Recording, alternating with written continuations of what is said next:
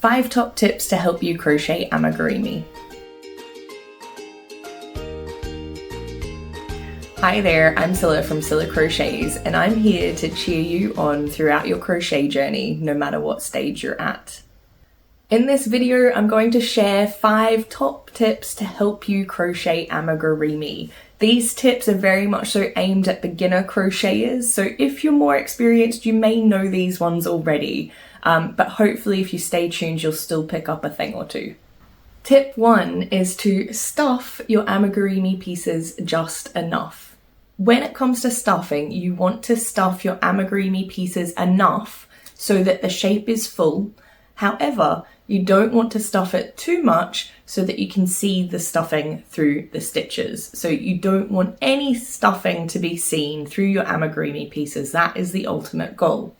So I've got some pieces here as a quick example. This is Pip the penguin. If we look at Pip's stitches, this is made using a DK yarn, but you can't see any stuffing through the stitches. You can see a couple of cat hairs. I'm sorry about that. My little fur babies absolutely love my amigurumi. But the point is the shapes are all full. There's no puckering of the shapes, but you can't see that stuffing inside. So that is what we're aiming for. I've got another just standalone amigurumi piece. This is an arm for Dante the dragon, and it's made using chenille yarn. Even with this one, you cannot see any holes in the stitches where there's too much stuffing. So what happens is if you put too much stuffing in an amigurumi piece, the stitches start to stretch and open up, and that's why you can sometimes see stuffing in between stitches. Stitch tension is also something else, but I won't talk about that in this tip. So be careful when you stuff your pieces. You always need more stuffing than you usually expect. So, I mean, to be honest, I'd probably use about that much in here.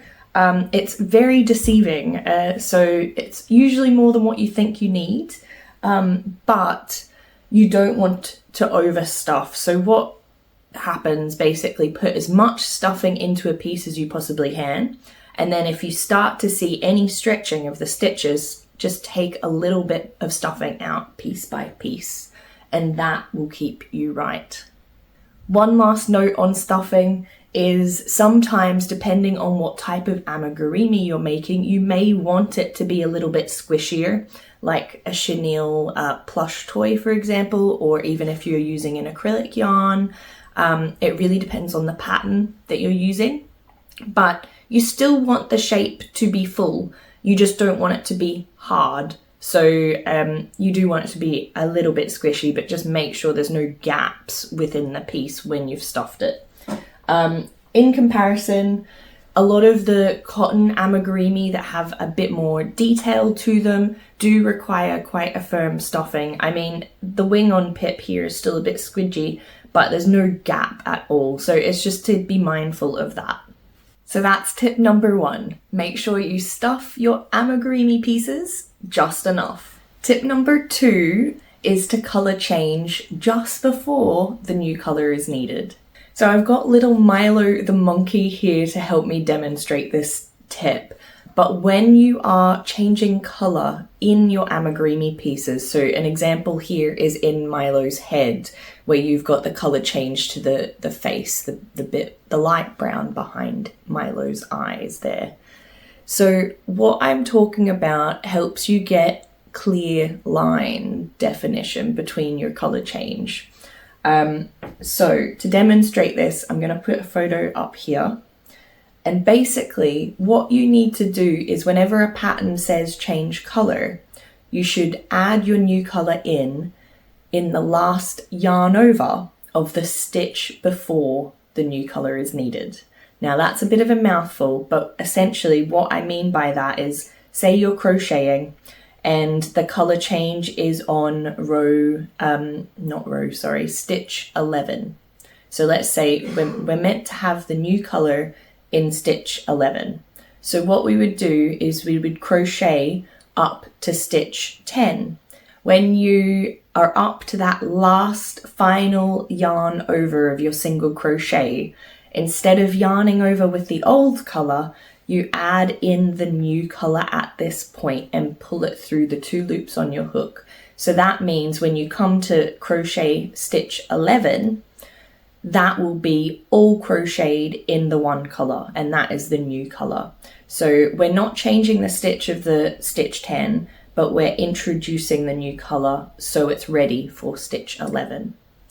Hopefully that makes sense. I will do another proper video tutorial on this one, so keep an eye out for that. But for now, tip 2 is to change colour just before the new colour is needed.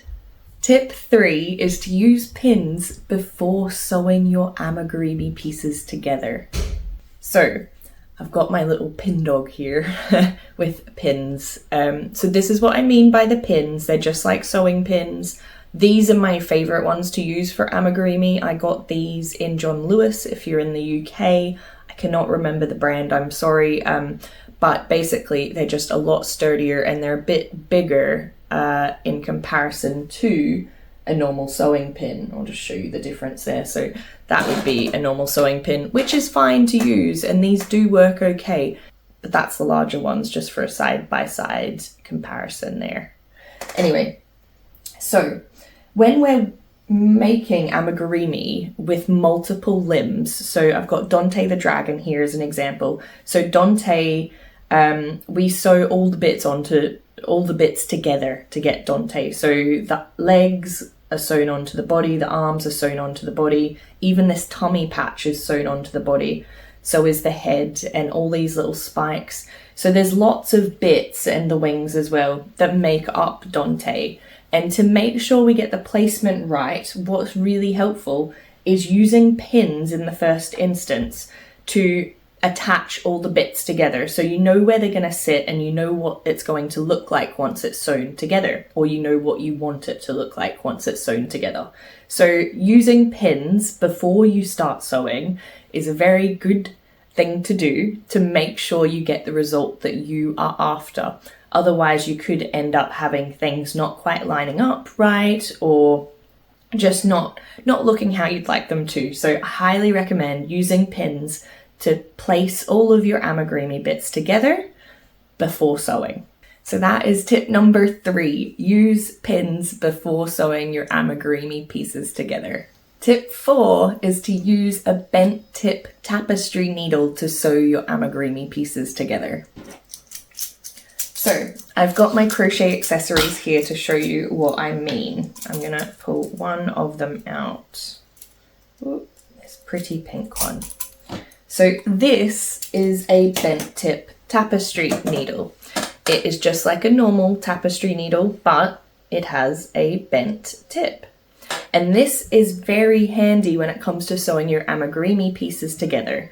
Because you're working with 3D shapes and they're all being sewn together, often you're working at strange angles. Let me get an example. So I've got Reuben the red panda here as an example. So if I was sewing Reuben's arm onto his body, it might be a bit awkward to try and stick a needle in at this side and then bring it up through the other side. The bent tip helps with that movement a little bit more. So it just means that you can get through the shapes a bit easier than you would if you were using a straight tapestry needle. And by the way, just in case you weren't sure, the difference between a sewing needle and a tapestry needle is simply that a tapestry needle is blunt. So it's not sharp, and thank goodness for that, because otherwise you would probably prick yourself quite a lot if you crochet sewing together the amigurumi pieces. So that is tip number 4. Use a bent tip tapestry needle when sewing your amigurumi pieces together. Tip 5 is to leave any embroidery until the end. So I have Millie the monkey here as an example. You'll see her face is embroidered. So her little nose and the 2 eyes are made using embroidery thread and a tapestry needle.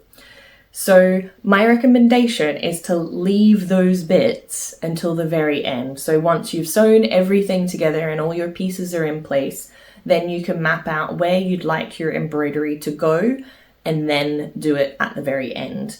So I know some patterns will actually instruct you to embroider the eyes, for example, as you're making the head. And that is fine if you're an experienced crocheter. But at the beginning, I don't know about you, but me anyway, I had done that a couple of times and then sewn my amigurumi pieces together, and the eyes would end up not center of the face because it was slightly, the head was sewn slightly off center to the body.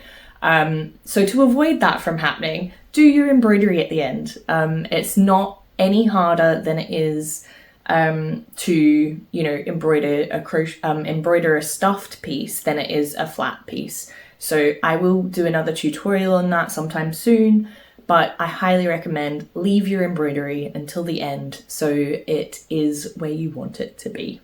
So that's tip number 5, leave your embroidery to the very end. So they are my 5 top tips for crocheting amigurumi. I hope they help you crochet amigurumi you love.